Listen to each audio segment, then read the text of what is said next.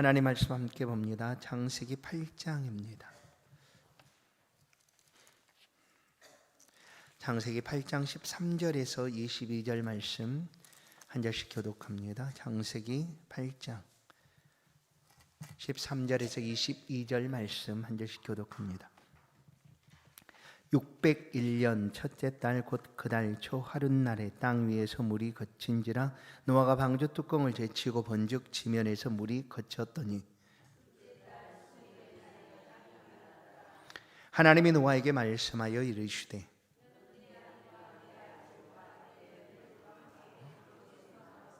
너와 함께한 모든 혈육 있는 생물 곧 새와 가축과 땅에 기는 모든 것을 다 이끌어내라.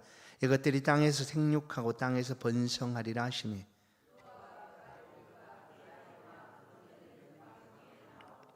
땅 위의 동물 곧 모든 짐승과 모든 기는 것과 모든 새도 그 종류대로 방주에서 나왔더라.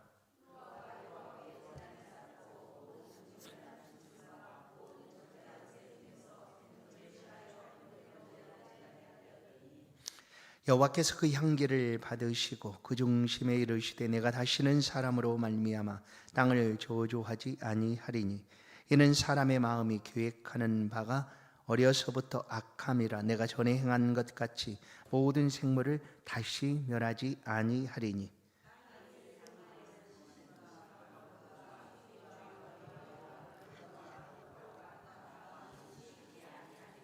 아멘. 함께 인사하십시다. 하나님은 당신을 사랑하십니다.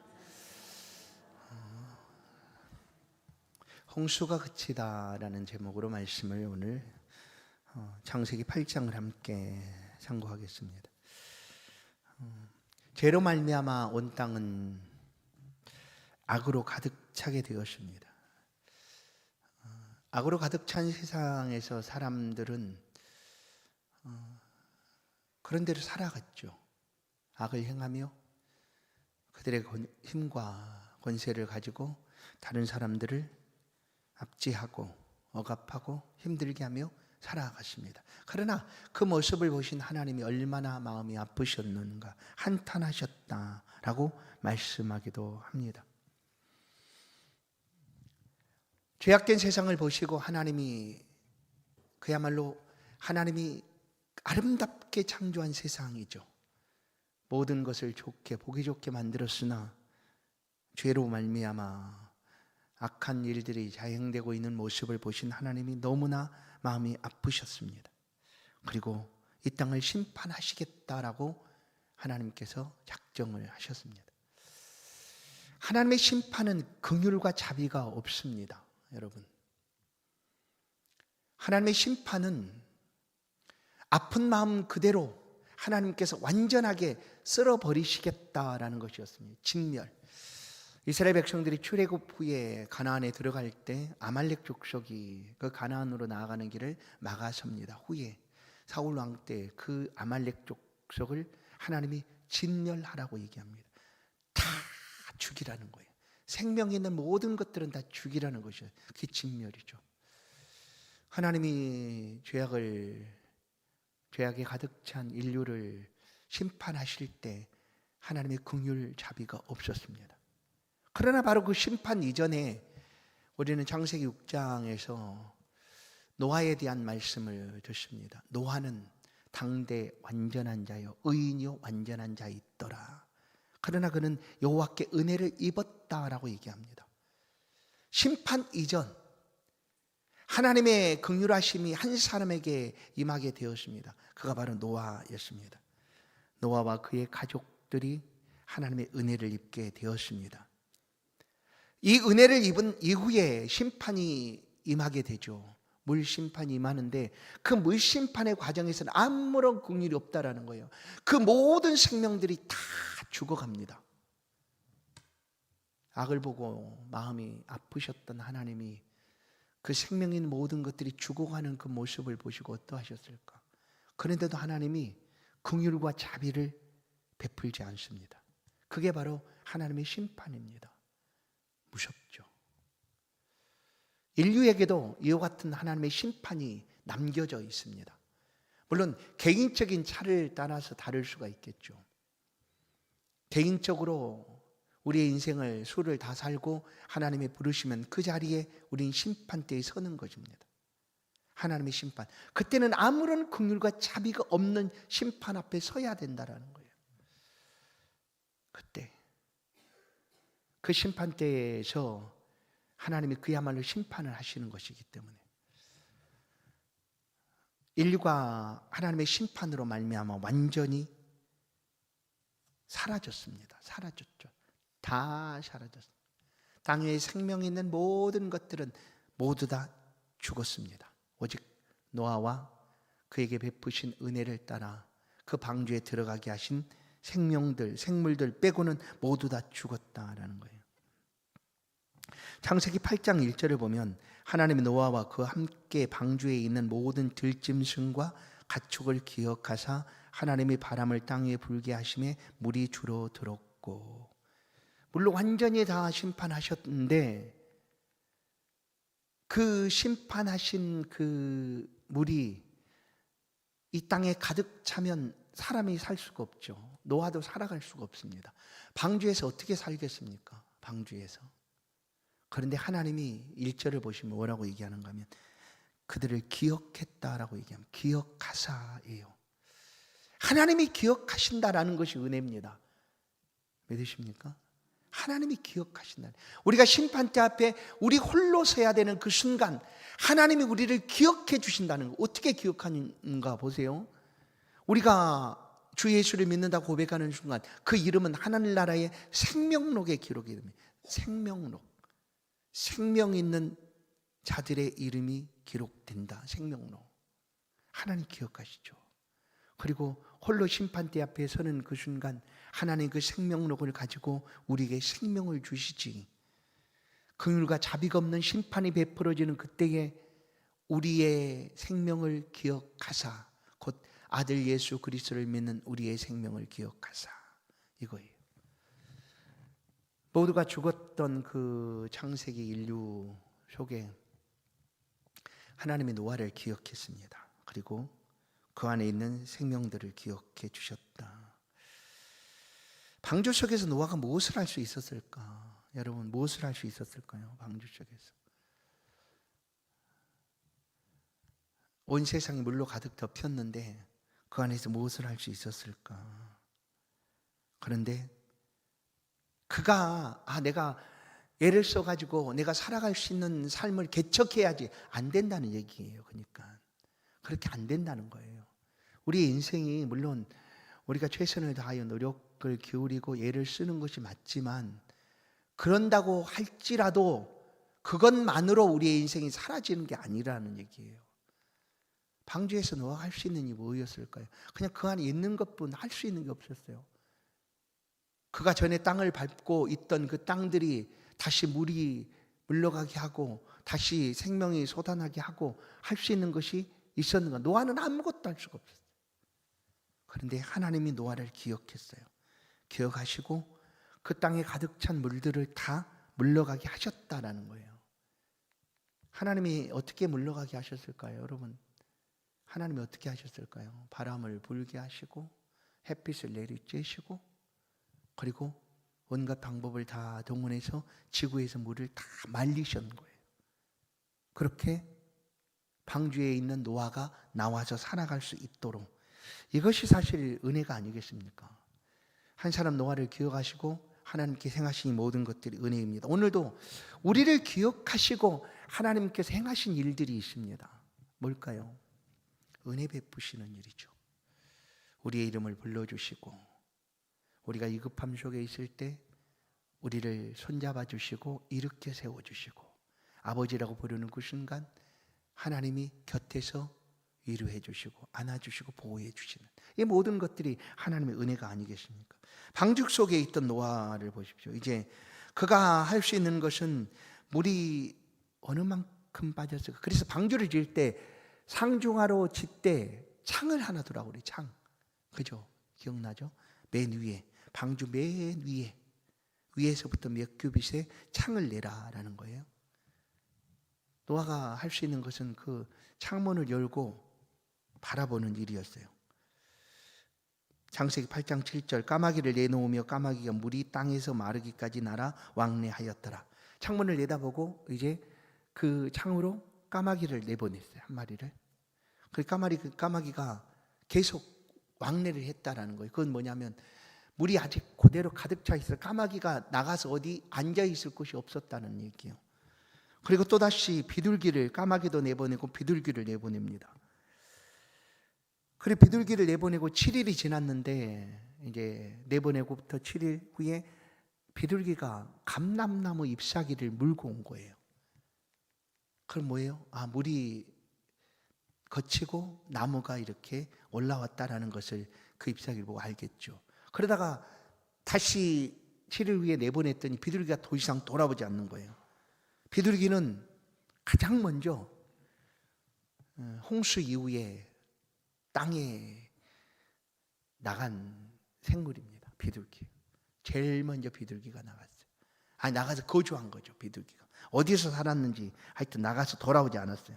그리고 이제 노아가 방주를 열어서 다시 한번 봅니다.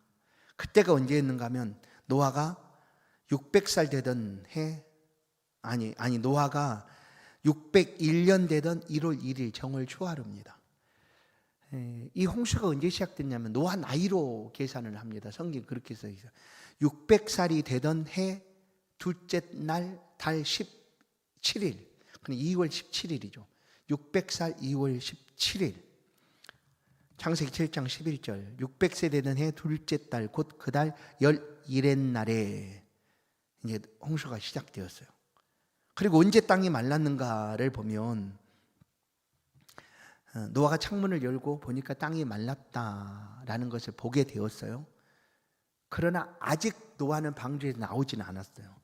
창세기 8장 13절 601년 첫째 달 곧 그 달 초 하룻날에 1월 1일이잖아요. 601년 1월 1일 물이 거친지라 땅에서 물이 거쳤다.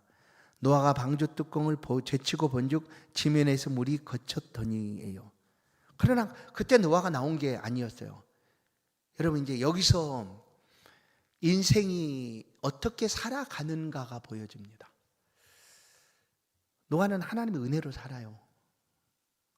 방주에 들어갈 때도 노아가 하나님 말씀대로 준행하였더라 하고 다 이 암수쌍으로 또 정결한 것은 7쌍을 가지고 들어가라고 할 때 노아가 다 그들께 준행했어요. 그리고 마지막으로 노아가 들어갔어요. 그랬더니 뒤에서 문을 닫으신 분이 누구인가 하면 하나님이 닫으셨어요. 하나님이 닫으셨어요. 들어갈 때도 하나님 말씀대로, 나올 때도 이제 1월 1일 날 이렇게 내다보니까 어때요? 물이 다 말랐으니까 방주에서 거의 1년 가까이 살았으니까 나오고도 싶지 않겠어요? 이제 다 말랐으니까. 근데 1월 1일 날 물이 마른 것을 확인했지만 노아가 나오질 않습니다. 왜냐하면 노아는 철저하게 순종의 사람입니다. 들어갈 때도 하나님 말씀대로 방주에 들어갔고 나올 때도 하나님이 내보내시자 나온 거예요. 그게 바로 601년 2월 27일입니다.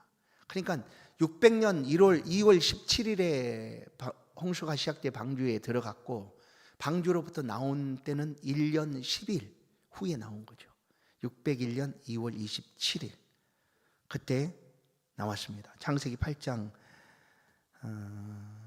18절을 보면 노아가 그 아들과 그 아내와 그의 며느리들과 함께 나왔고, 이것도 하나님이 나오라고 하자 나온 거예요. 물을 확인한 것은 1월 1일 아닙니까? 노아가 창문을 열고 물이 다 말랐다는 것을 확인을 했어요. 그런데 나오지 않습니다. 하나님이 말씀하신 후 노아가 그의 온 가족들과 함께 나왔다.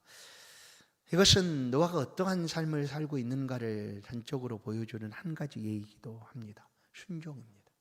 철저히 하나님 말씀 앞에 순종한 거였어요. 얼마든지 자유로 1년이나 홍수가 내렸고 물이 그렇게 가득 차 있었으면 이제 궁금하지도 않겠어요. 그러니 얼마든지 나올 수도 있겠죠.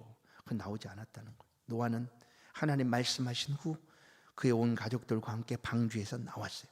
그런 다음에 이제 더 중요한 게 노아가 방주에서 나온 이후에 오늘 행동을 한 일들을 성경은 우리 가운데 기록해 알려 보여줍니다. 20절을 보시면 노아가 여호와께 제단을 쌓고 모든 정결한 짐승과 모든 정결한 새 중에서 제물을 취하여 번제로 제단에 드렸더니예요. 여러분, 우리가 그냥 이 말씀을 노아가 제단을 쌓더라 라는 것으로 쉽게 들을 수 있어요. 도대체 노아는 왜 제단을 쌓았을까 하는 거죠. 왜?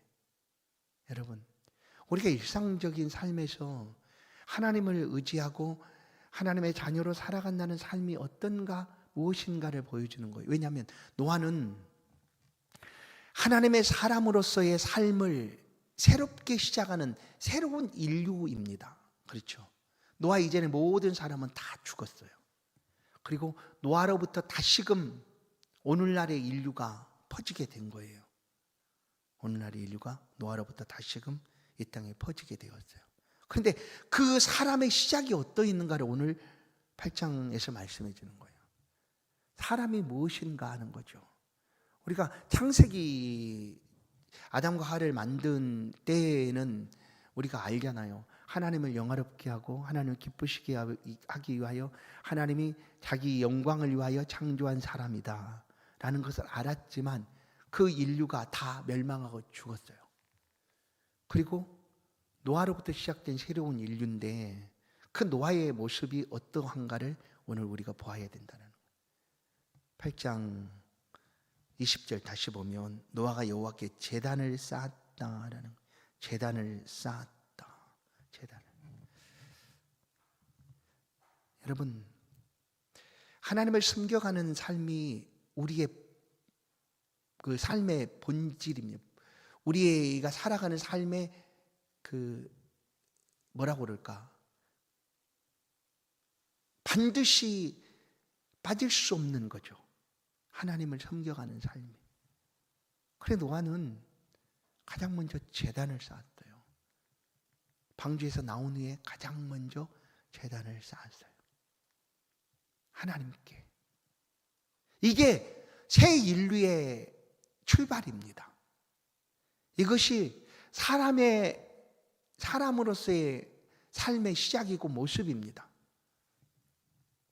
우리가 예수를 믿게 되면 우리를 뭐라고 얘기합니까? 새 사람이다 라고 얘기합니다. 다시 태어났다라는 의미로 새 사람이 되었다라고 얘기하죠.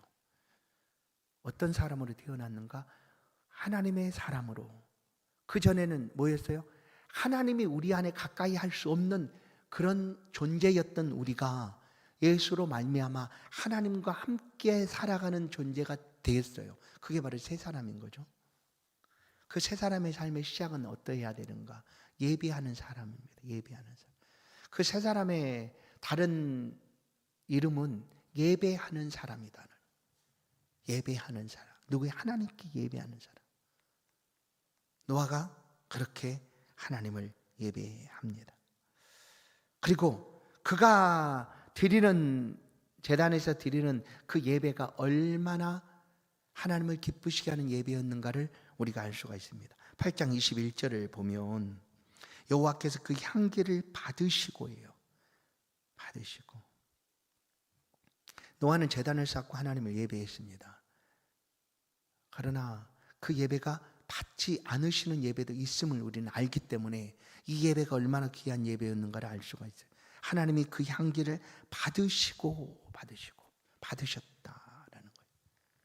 노아 예배를 하나님이 받으셨습니다. 그러면 하나님이 예배를 받으시면 어떠한 은혜와 축복이 임하게 되는가? 노아의 삶을 통하여 말씀해 주는 거예요. 오늘 우리도 우리 예배를 하나님 앞에 드립니다.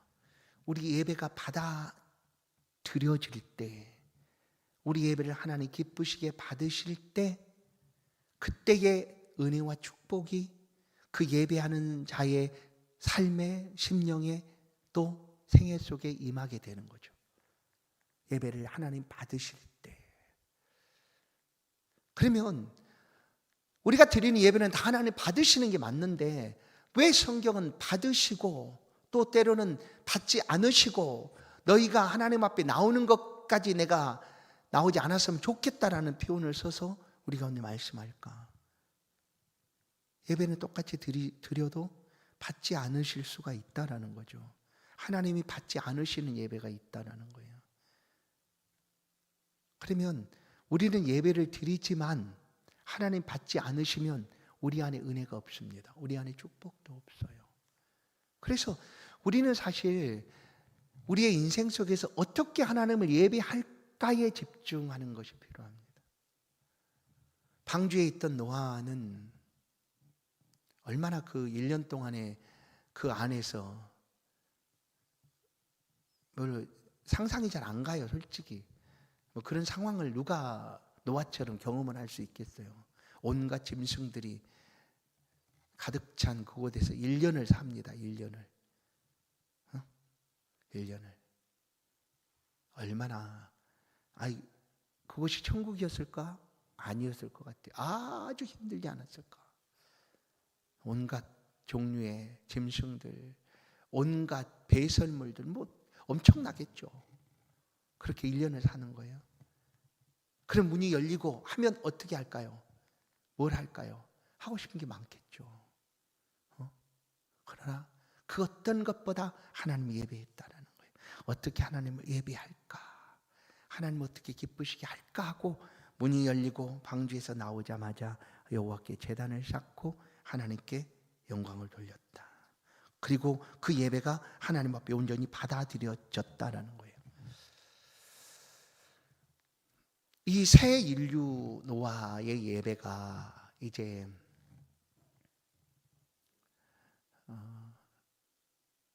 창세기 또 아직도 그 인류 그 창세기 족장들의 시대가 아직 끝난 건 아니었죠. 노아로부터 또 많은 인류가 전파가 생겨나고, 그리고 창세기 12장에서 아브라함이란 한 사람이 이제 이렇게 하나님의 부름을 받게 됩니다.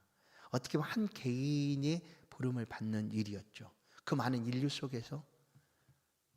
그런데 그때에도 하나님이 똑같이 말씀을 합니다.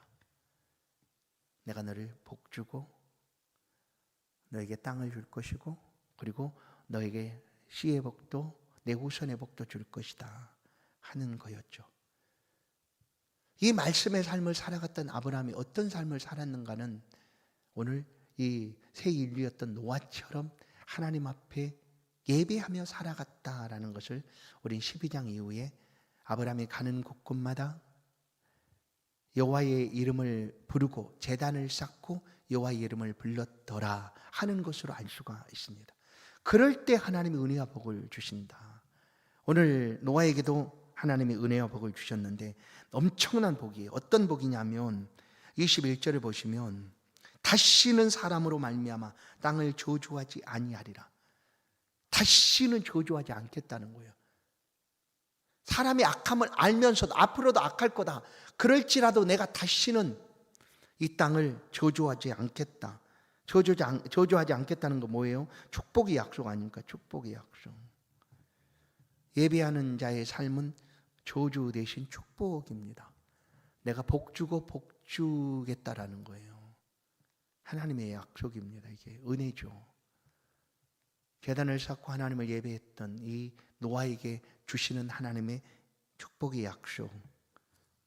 반드시 내가 복을 줄 것이다. 그뿐만이 아니에요. 또 어떤 약속을 주시는가 하면 너로 인하여예요. 이 땅의 생명들을 하나님께서 다 살려주시겠다는 거예요. 생물들까지도 모든 땅의 생물들을 멸하지 않겠다는 것 아니에요. 땅을 축복하고 생물들을 축복해 주겠다. 누구 때문이에요? 노아 때문이에요. 사실 노아를 인하여예요. 그래서 오늘 본문의 말씀 속에서 우리가 얻게 되는 한 가지 교훈이 있다고 하면 이것 아닐까 싶어요. 노아는 새로운 인류, 그 인류의 시작은 어떻게 예배하는 사람으로 삶을 살아간다. 오늘 우리가 살아가고 있는 이 땅에서 또 모든 환경 속에서 하나님 예배하는 자가 되면 하나님께서도 그 예배를 받으시는 하나님이 그 예배하는 자에게 은혜와 축복을 주시는데 어떻게 주시는가? 그와 연결되어 있는 모든 관계되어 있는 것들, 그죠? 그것들에 하나님이 은혜와 복을 주시겠다라는 거예요. 관계 속에서 복을 주시고, 사람과 관계 속에서도 복을 주시고, 일을 통해서 복을 주시고, 이것이 그냥 하는 말씀이 아니라 신명기 28장을 가보면 하나님이 하신 말씀이 이제 그때 다시 이어지잖아요. 어떻게 이어지는가? 내가 여호와의 말씀을 지켜 행하면, 뭐라고 얘기합니까? 뭐 그 중에서 28장 전체가 다 복에 대한 말씀인데, 들어가도 나가도, 그 다음에 더 중요한 게 있어요. 아니, 그 따라오는 말이 너의 행하는 모든 것들뿐만 아니라 내가 사용한 모든 기구들이에요. 그렇잖아요. 기구들까지도 복을 주신다는, 누구 때문에? 한 사람, 하나님을 경외하는 너를 인하여예요. 오늘 우리가 예수를 믿는다는 것은 이런 놀라운 은혜와 축복을 가진 사람으로 살아간다는 거죠. 내가 하나님이 그 양계를 받으시고 하나님이 기뻐하는 예배자가 될 때 우리를 통하여 세상은 복받는 거예요. 우리 가정뿐 아니라 우리가 관계하고 있는 모든 것들이 복을 받게 되어 있어요. 하나님이 그렇게 은혜 주시고 축복하시는 삶을 우리가 살아가고 있다라는 것을 이 시간 다시 한번 기억을 합니다. 그리고 마지막 22절을 보면 땅에 있을 동안에 심음과 거둠과 추위와 더위와 여름과 겨울과 낮과 밤이 쉬지 아니하리라. 그래서 그때로부터 지금까지 이 하나님 만드신 자연이 흔들림이 없이 이 말씀 그대로 다 운행이 되고 있지 않습니까? 그런데 마지막 남겨진 그 심판 때에는 이 모든 권능들이, 이 모든 자연 우주 만물들이 다 흔들릴 것이다라고 얘기하는 거 아니에요? 베드로서를 보면 우리가 보는 하늘들 모두 다 새하늘과 새 땅으로 바뀌어지게 될 것이다. 그런데 그때까지는 하나님께서 여전히 이 자연 모든 만물들을 주관하여 붙드시고 계신다라는 거예요. 물론 국제적으로 부분적으로는 우리가 이해할 수 없는 자연재해라고 하는 그런 이상기온을 인하여 나타나는 그런 일들도 있겠죠. 그러나 하나님이 말씀하신 그대로 그 심판의 때까지 이렇게 이 모든 자연 만물도 붙들어 주신다라는 거예요. 이것은 우리를 위함입니다. 우리로 하여금 하나님 예배하며 살아갈 수 있도록 말씀을 맺습니다. 우리의 인생에서 홍수 같은 우리가 감당할 수 없는 그런 어려움들이 혹시 다가올 수 있습니다. 내가 아무것도 할 수 없는 무력할 수밖에 없는 그런 상황인 거죠. 그러나 그 상황도 끝날 때가 있다라는 거예요. 홍수가 그쳤습니다. 홍수가 그쳤어요. 그 상황을 노아가 어떻게 이겨갔을까 하는 것은 딱 한마디입니다. 순종입니다. 말씀을 따라 순종하고 예배하는 자의 삶을 살아감으로 이 모든 것들을 이겨갈 수가 있었다. 그 홍수에 잠기지 않고 또 침몰되지 않고 또 쓰러지지 않고 이거예요. 어떻게 하나님 말씀에 순종함으로 예배하는 자의 삶을 살아가면 하나님께서 은혜와 복을 지금 이 시간에도 허락하신다라는 사실을 말씀을 통하여 우리가 확신할 수가 있습니다. 사랑하는 성도 여러분, 우리를 무엇이라 부를까? 예배하는 사람입니다. 예배하는 사람. 그러면 그 예배는 오늘 정한 시간에 이 시간에 드리는 예배뿐 아니라 우리가 숨을 쉬며 살아가는 모든 삶이 사실 예배다라는 것을 우리는 기억합니다. 왜냐하면 예배 요소 중에 우리가 드리는 예배를 하나님 받아주시잖아요. 하나님께 드리는 예배를 우리가 드리지 않습니까? 그러면 예전에는 하나님이 임재하여 계신 곳이 딱 정해져 있었어요. 그것이 바로 예루살렘 성전이었죠. 그러나 예수님이 오시고 나서 예루살렘 성전은 파괴되고 없어졌어요. 그러나 하나님이 어디 계시는가? 그래서 예수께서 하신 말씀처럼 내 안에 믿는 자의 심령 속에 하나님이 거하여 계신다. 너희가 하나님이 성령이 거하시는 전인 줄 알지 못하느냐. 고린도전서 12장에 있는 말씀입니다. 우리 안에 하나님이 거하여 계신다. 그래서 거룩하라라는 거예요. 그래서 성전은 거룩한 곳이잖아요. 그래서 우리가 살아가는 모든 삶은 사실 하나님과 함께하는 예배하는 삶입니다. 예배하는 사람이다라는 거예요. 그 예배하는 삶을 노아처럼 순종하며 또 하나님 기쁘시게 하면 하나님 그 향기를 받으시고 은혜와 복을 주셨던 것처럼 우리가 살아가는 날 동안도 여전히 살아계신 하나님의 놀라운 능력으로 은혜 주시고 축복하시고 함께해 주실 줄로 믿습니다. 이런 은혜들을 우리가 누리며 기뻐하며 살아가는 우리 모든 임마누엘교회 성도들끼를 주의 이름으로 간절히 축원합니다. 하나님 감사합니다. 우리를 이 저녁도 부르시고 하나님 앞에 예배할 수 있는 복된 시간 주시니 감사합니다. 하나님, 이 시간이 그 어떤 시간보다 귀하여 하나님 앞에 엎드립니다. 우리의 드리는 예배가 하나님 받으시는 그런 예배 되기를 간절히 소원합니다. 우리 예배를 받아주시고 베풀어 주신 은혜를 우리가 마음껏 하나님의 은혜를 누리며 또한 행하며 살아갈 수 있도록 우리의 삶이 함께 하시고 은혜를 더하여 주옵소서. 이 자리에 있는 모든 주의 백성들의 삶을 눈동자처럼 지켜주시고 또 연약한 모든 부분들 치료하시고 고치시고 회복시켜 주옵소서. 가정에 홍수 같은 그런 어려움들이 다가왔다 할지라도 피할 길을 여시는 하나님을 주목하여 바라볼 수 있도록 우리 눈을 죽게 둘 수 있도록 역사하여 주옵소서. 임마누엘교회 모든 성도들의 삶의 길을 친히 인도하여 주시고 이 교회가 빛을 비추며 생명을 구원하는 귀한 교회로 쓰임받도록 역사하여 주옵소서. 예수 그리스도의 이름으로 기도하옵나이다. 아멘. 찬송 445장입니다.